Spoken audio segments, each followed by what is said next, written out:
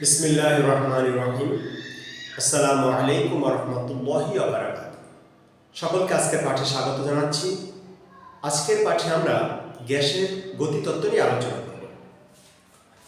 আমাকে দেয়া হয়েছে যে 18 গ্রাম হিলিয়াম গ্যাস পূর্ণ একটি বেলুনের আয়তন 0.1 ঘনমিটার। বেলুনের ভিতরে গ্যাসের চাপ 1.2 × 10⁵ নিউটন পার স্কয়ার মিটার। বেলুনের অভ্যন্তরীণ তাপমাত্রা কত এটা আমাকে বের করতে হবে। আমরা জানি যে বয়েল, চার্লস ও অ্যাভোগাড্রো এর সমীকরণ অনুসারে PV is equal to nRT। আমি দেখে নিলাম সূত্র PV is equal to nRT।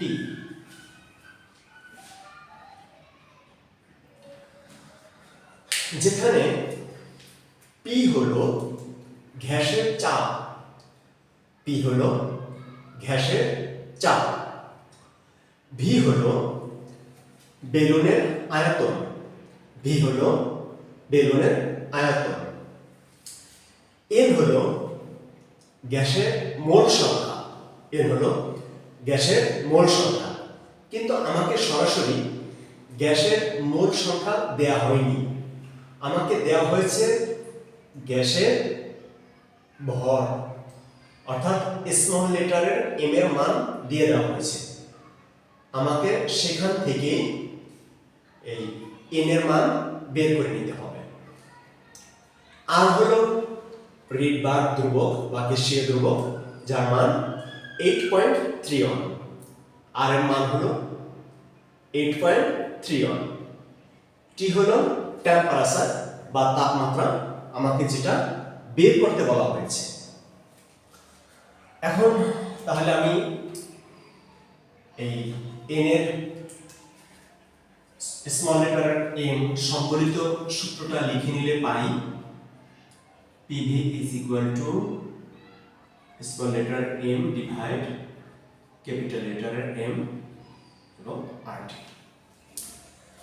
এখানে এই স্মল লেটারের m হলো দ্রবের ভর, স্মল লেটারের m হলো দ্রবের ভর, আর ক্যাপিটাল লেটারের m হলো এই গ্যাসের আণবিক ভর। এই ক্যাপিটাল লেটারের m হলো গ্যাসের আণবিক ভর। আমি যদি এখানে সরলীকরণ করে নিই তাহলে যা পাই PV m by m r is equal to T। আমি যদি এই সমীকরণের উপরে মান বসাই তাহলে যা পাই তা হলো P এর মান হলো 1.2 × 10⁵। V এর মান আমাকে এখানে SI একক ঘনমিটারে দিয়েই রাখছে। আমি এখন সরাসরি মানটা বসিয়ে দিই, আমাকে হয়ে যাবে। যদি SI এককে মানটি দেওয়া না থাকতো তাহলে আমাকে SI এককে এই মানটাকে রূপান্তর করে নিতে হতো, কিন্তু এখন যেহেতু SI এককে মানটা দেওয়া আছে সুতরাং আর কোনো কাজ করার প্রয়োজন নেই।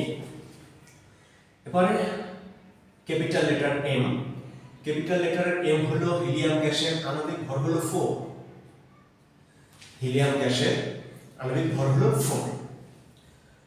স্মল লেটারের m হলো দ্রবের ভর, এই যে 18 গ্রাম যেটা আমার দেওয়া আছে,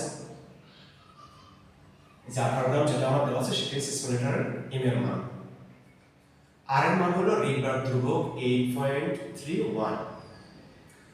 এটা ক্যালকুলেশন করলে যা দাঁড়ায় তা হলো 320.9 কেলভিন। এটা হলো এর মান, অর্থাৎ এই বেলুনের অভ্যন্তরীণ তাপমাত্রা হলো 320.9 কেলভিন।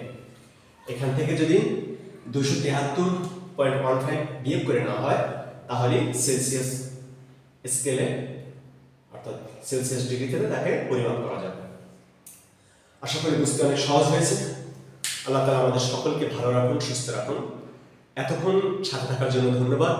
সবাইকে আগামী পাঠে আমন্ত্রণ জানিয়ে আজকের পাঠ এখানেই শেষ করছি। আসসালামু আলাইকুম ওয়া রাহমাতুল্লাহি ওয়া বারাকাতুহু।